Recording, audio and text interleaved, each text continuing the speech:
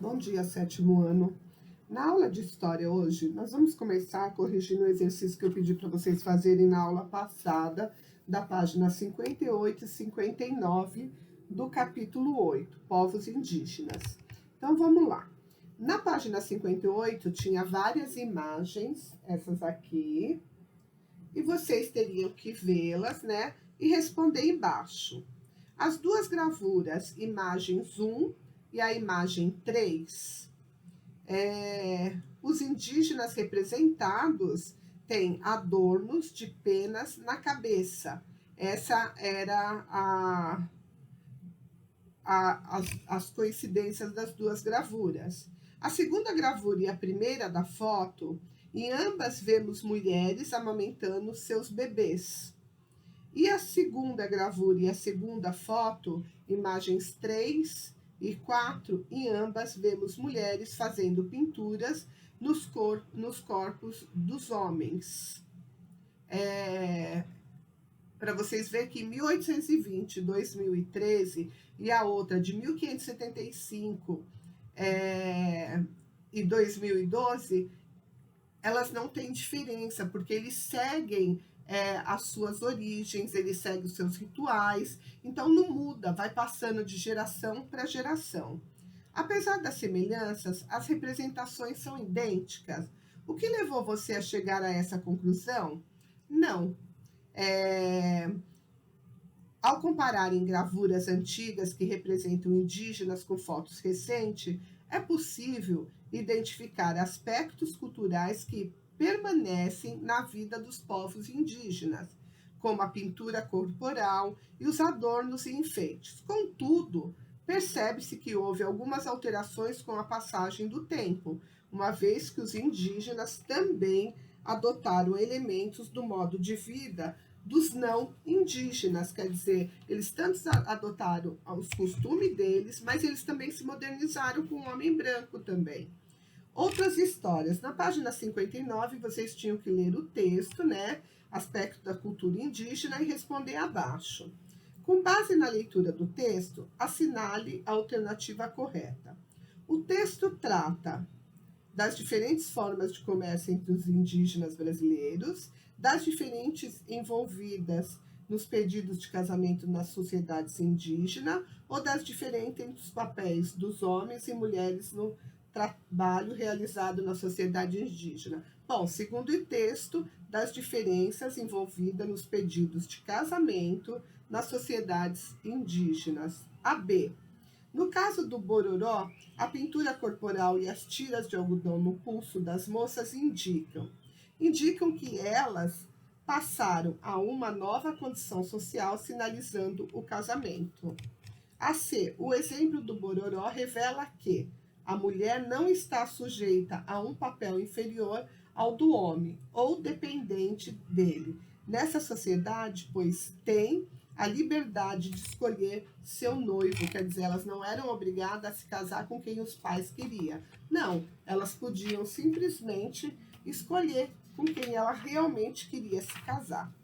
Agora, continuando na página 62, tá? A gente vai continuar lendo o texto. Dos primeiros tempos aos dias atuais.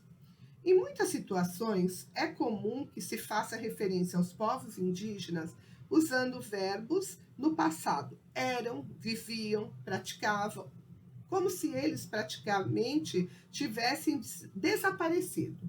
Entretanto, no Brasil vivem quase 900 mil indígenas em 255 povos diferentes, de acordo com o censo do Instituto Brasileiro de Geografia e Estatística, do IBGE. Em 2010 foi feito. Podemos perceber também a tendência de imaginar que os povos indígenas do presente vivem exatamente do mesmo modo como vivia há 500 ou 600 anos. Ao verem moradias indígenas atuais, muitas pessoas concluem que elas eram assim no passado. Pensar dessa maneira é considerar que esses povos não têm história e estariam reproduzindo o mesmo modo de vida há séculos. Isso significa que não, é óbvio que não. Os indígenas, muitos deles hoje, vivem em aldeias totalmente modernizadas, que têm conforto, que têm caminhonetes, principalmente as do Mato Grosso, por ser uma região que tem muitos minérios, muitos indígenas se associaram aos brancos e eles tiram minério dessa região e acaba tendo dinheiro e condição financeira para ter carro, ter celulares, computador e assim por diante. Então tem muitas diferenças, quer dizer, ao longo da história deles, eles também evoluíram. Os antropólogos que se dedicam a conhecer a cultura dos diferentes povos reconhecem que os indígenas preservam muitos hábitos e tradições. Mas isso não significa que tenham parado no tempo. Mesmo buscando preservar sua cultura, eles desenvolvem novas tecnologias para produzir seus utensílios, os instrumentos de trabalho. Além disso, em razão do contato com não indígenas, em muitas aldeias, as crianças frequentam escolas nas quais aprendem a língua portuguesa e a língua do seu povo.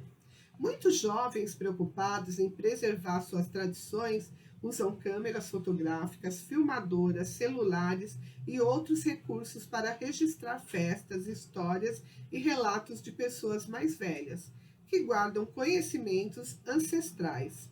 Ainda que utilizem tais tecnologias, esses indivíduos continuam sendo indígenas, pois, apesar das mudanças de hábito, eles se reconhecem como pertencentes do seu povo. Quer dizer, não é porque eles tiveram contato com tecnologia e com outras coisas, é que eles vão deixar as suas origens. Não, eles continuam sendo índios, uns índios mais modernos, que aproveitam a tecnologia para melhorar a vida deles também. Na atualidade, os povos indígenas estão localizados em diferentes áreas do território brasileiro. 60% vivem na chamada Amazônia Legal, que são Amazonas, Acre, Amapá, Pará, Rondônia, Roraima, Tocantins, Mato Grosso e Maranhão. E, em média, 10% vivem nas cidades. Os demais estão espalhados em outras regiões do país e em países vizinhos. De acordo com dados da Fundação Nacional do Índio, a FUNAI, existe também mais de 100 grupos indígenas em estado de isolamento. Considera-se um grupo isolado aquele que ainda não estabeleceu contato permanente com não indígena ou até com outros povos indígenas. Por conta desse isolamento, não se sabe muito a respeito desses grupos. Quer dizer, ainda existem grupos totalmente isolados que não fazem contatos com ninguém, não aceitam esse contato, vive ainda no mundo deles. Indígenas e as lutas por seus direitos. A preservação dos costumes sempre foi uma luta para os indígenas brasileiros. Quando os portugueses passaram a colonizar e a explorar suas terras, também buscaram tornar indígenas civilizado e adepto das práticas europeias. Essa tarefa foi realizada principalmente pelos missionários jesuítas. A fim de ampliar os conhecimentos de todas as cidades, de todas as crianças e jovens brasileiros sobre a história e a cultura indígena. Em 2008, foi aprovada uma lei que determina que esses assuntos sejam estudados em todas as escolas do país, não apenas naquelas frequentadas pelos indígenas. Para os indígenas, a terra é muito mais do que o lugar de onde se retira o sustento, plantando, pescando e caçando. Ela é o lar dos seus ancestrais, local que abriga os espíritos que os protegiam. É nela que estão enterrados os seus mortos. Por esse motivo, a perda de suas terras significou, em inúmeros casos, o desaparecimento de toda uma comunidade ou de um povo. Nas décadas de 90 e 2000, algumas comunidades indígenas brasileiras conseguiram importantes conquistas na luta por seus direitos no tocante à terra. Contudo, muitos problemas persistem. Atualmente, existem várias organizações trabalhando para que seja respeitado o direito constitucionalmente assegurado aos povos indígenas e a posse de suas terras. Então, quer dizer, há várias pessoas que trabalham em prol dos índios, considerando os seus direitos. Então, por isso que tem a FUNAI, né, que é exatamente para preservar os direitos dos índios, e constantemente nós vemos aí, não é brigas, mas é a requisição de oficialmente as suas terras, ok?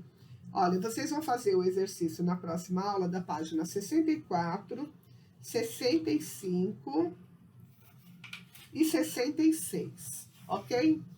Tchau, bom final de semana, fiquem com Deus.